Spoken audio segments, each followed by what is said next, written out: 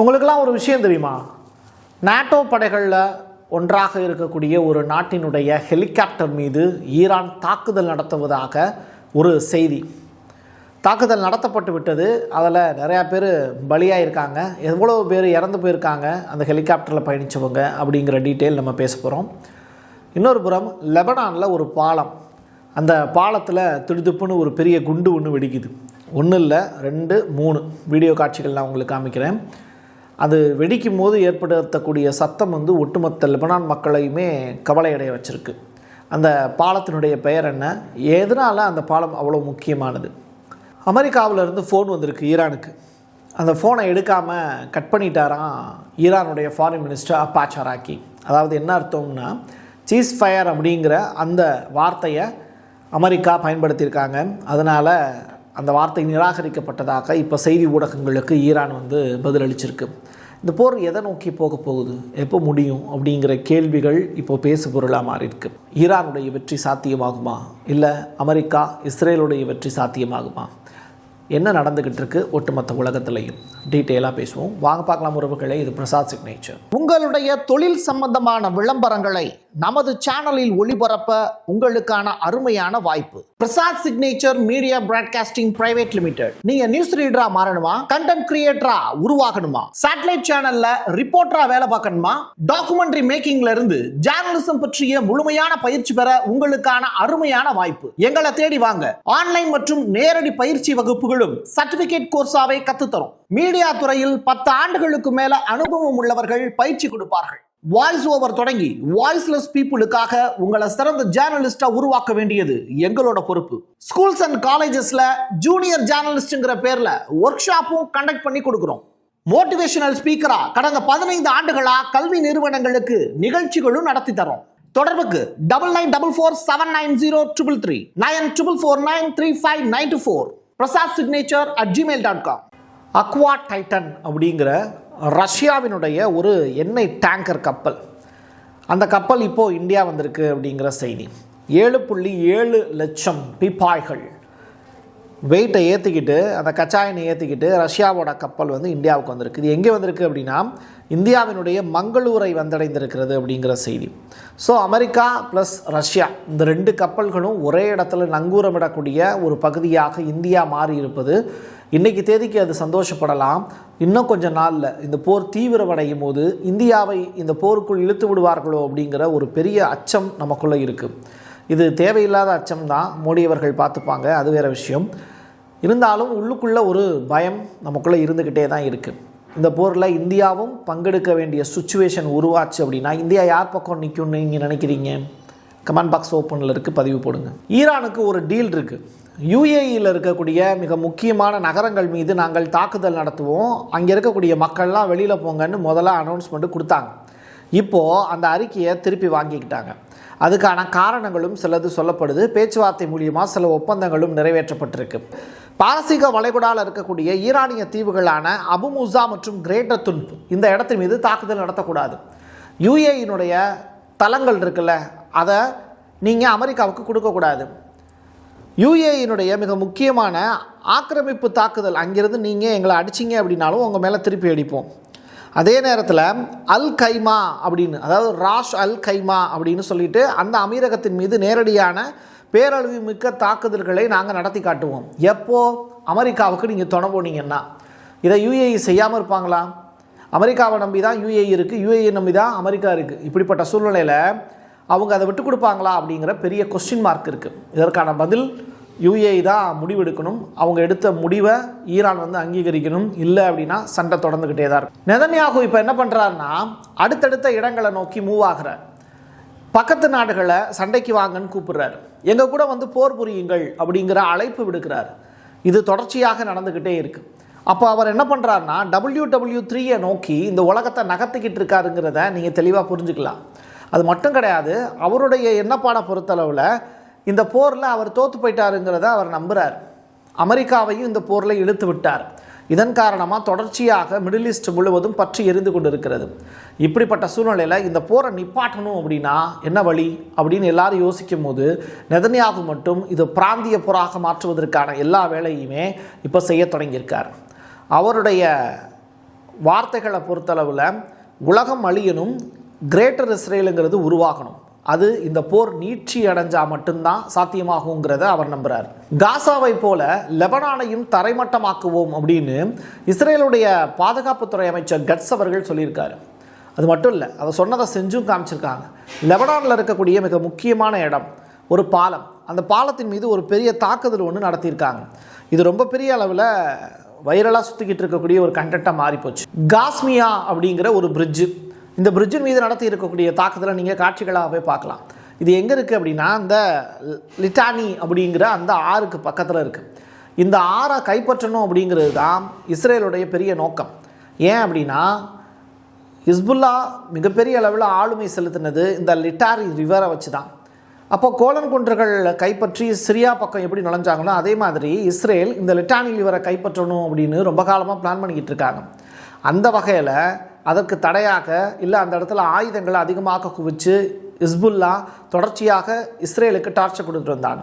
அதுக்கு ஒரு அழகான பாலம் ஒன்று இருந்தது. அந்த பாலம் தான் இப்போ வெடிக்கக்கூடிய காட்சிகளை நீங்கள் பார்த்துட்ருக்கீங்க.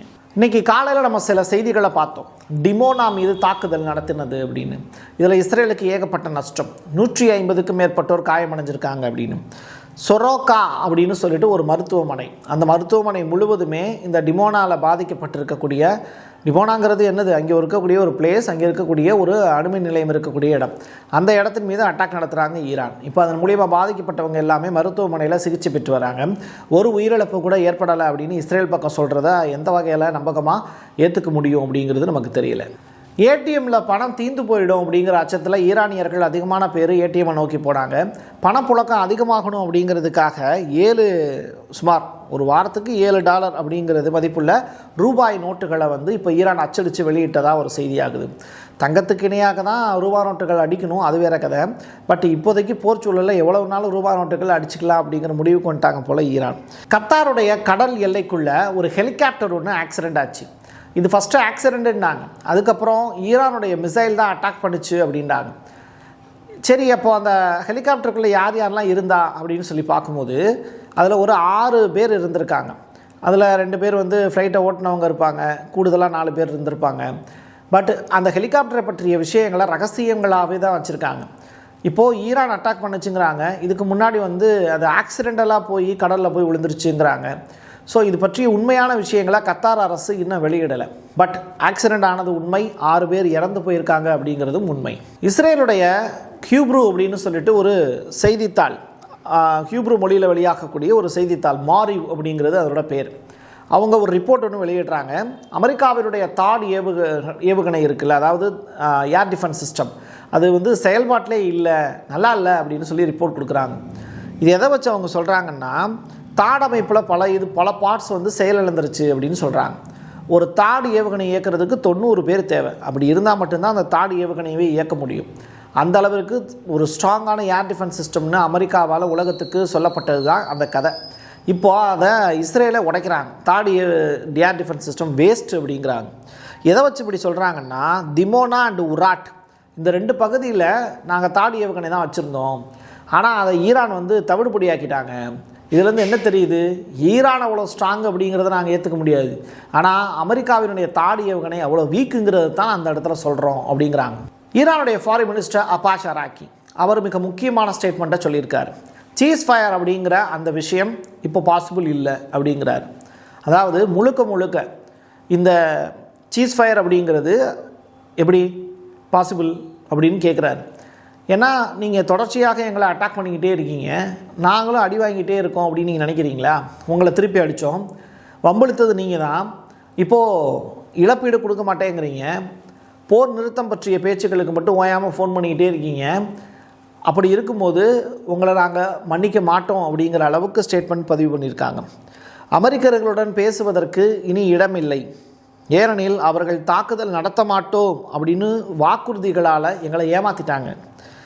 பேச்சுவார்த்தையில் குறிப்பிடத்தக்க முன்னேற்றம் ஏற்பட்ட பிறகும் கூட எங்கள் மீது அட்டாக் பண்ணாங்க. இது இஸ்ரேலுடைய தூண்டுதலின் பேரில் நடந்தது.